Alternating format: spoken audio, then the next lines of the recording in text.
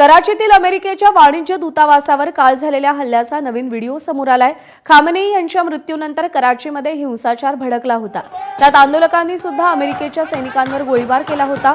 आता ते समोर आले। त्याच्या उत्तरात दूतावासातील सैनिकांनी आंदोलकांवर केलेल्या गोळीबारात 19 जणांचा मृत्यू झालाय।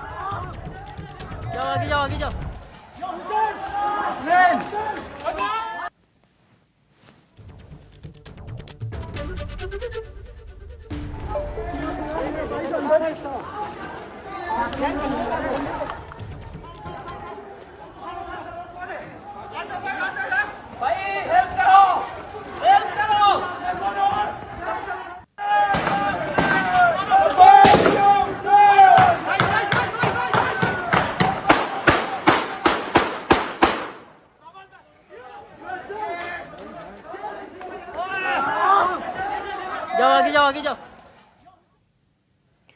पंतप्रधान नरेंद्र मोदींनी इस्रायलचे पंतप्रधान बेंजामिन नेतन्याहू यांच्याशी फोनवरून चर्चा केली आहे। इस्रायलचे पंतप्रधान बेंजामिन नेतन्याहू यांच्याशी झालेल्या संवादात मोदींनी नागरिक आणि निष्पापांची सुरक्षा ही सर्वोच्च प्राथमिकता असल्याचं सांगितलं।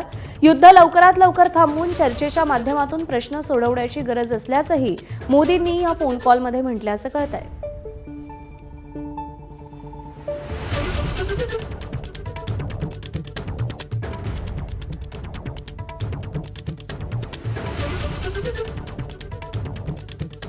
आणि या सगळ्या घडामोडींसंदर्भात आंतरराष्ट्रीय विषयाचे अभ्यासक